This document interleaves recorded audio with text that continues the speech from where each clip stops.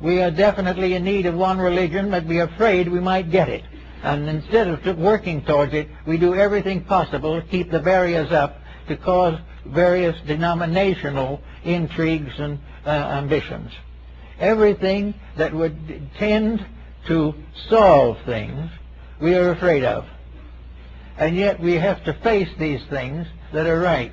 And the power of destiny, as it was known to the ancients, is the power that says this is going to happen.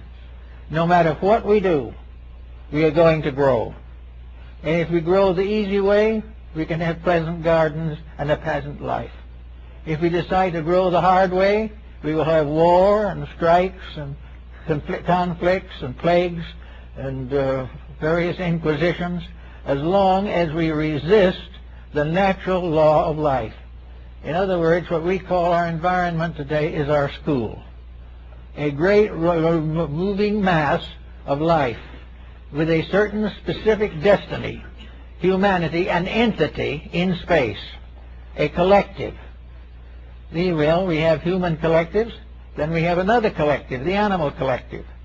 We have these units are vast entities representing laws of living and levels of existence unfolding in one magnificent environment. And this environment is suitable to protect them all, fulfill them all, and bring them all to the perfection of their purposes. That stands between, which is ego-selfishness, which is a desire to compete for power, when there can be only one power, and that one power is never on the side of exploitation. The one power to be one is real. Anything to divide this, break it down, and make difficulties for it is illusion. So now we can clear the purposes of life and realize that the universe is not run by despots. It is not run by deities that cast off suns and front and moons behind. It is a great integration of unknown origin, but of absolute honesty and perfect intelligence and infinite love. These things are the great realities, and these are the things that were predestined and foreordained before the beginning of the world. And the only way we can get out of our present difficulty is to begin to move as a unit in the direction for which we were intended to move. Now, because humanity is made up of many different groups, we also have a series of subdivisions within the great structure of humanity. We have racial subdivisions. We have various types of psychological differences.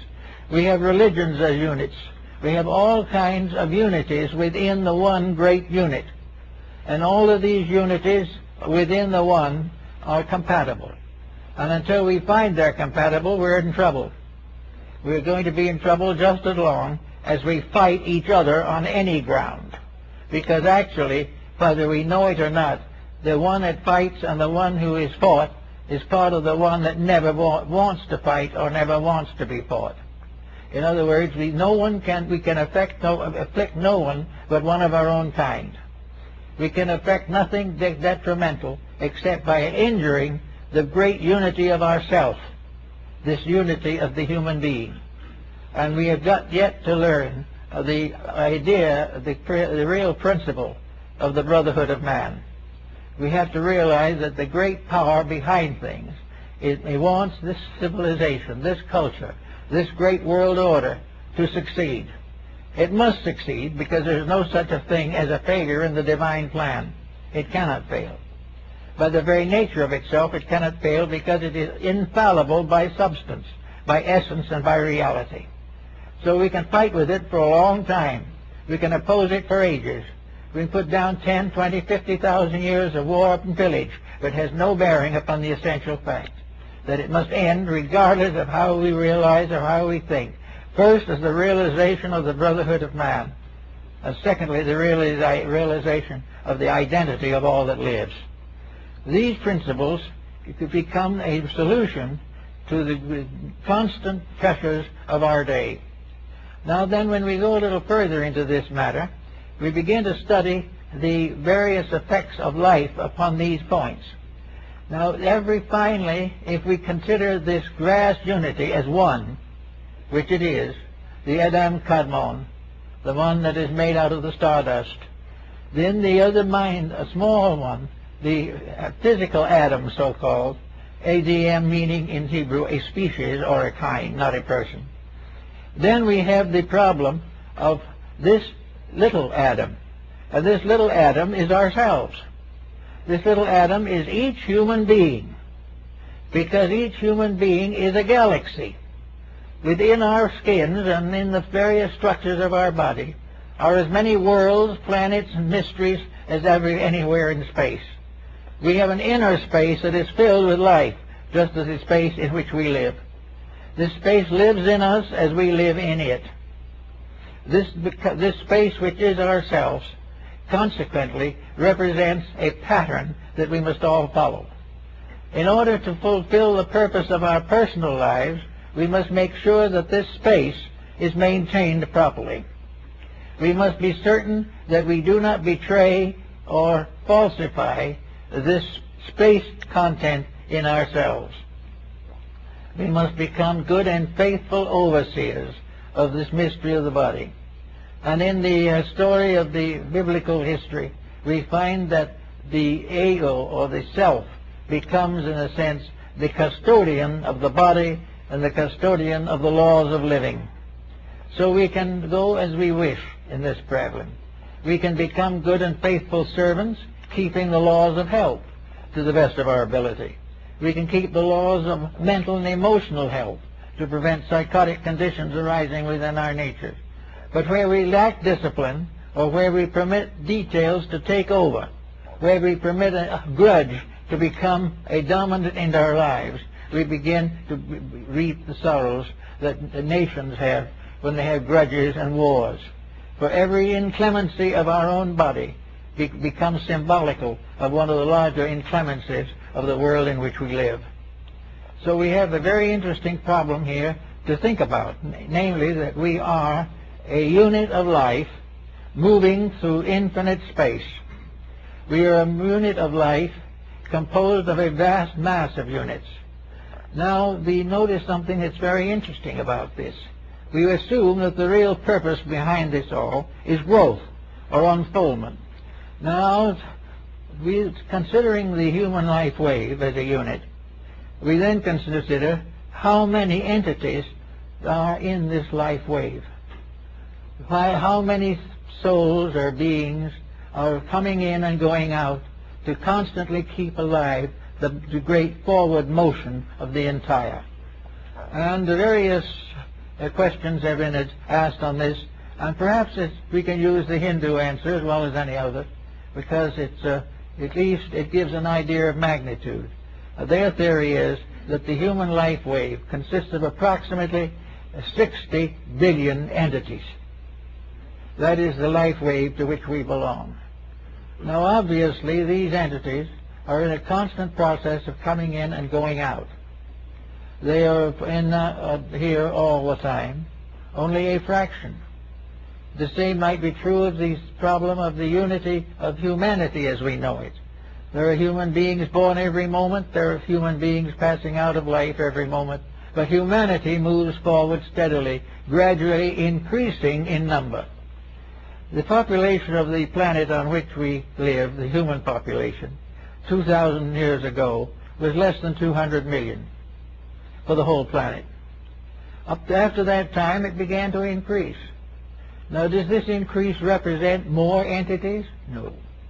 It merely represents more of the great cycle coming into embodiment at one time. If the 60 billion are sitting there, or are lying in suspension, awaiting embodiment, those who come in become like the children are born in and can go to school. After a certain length of time, they grow older and pass on. In each generation, a few more come in. Through the progress and growth of life on Earth, more and more human beings come in.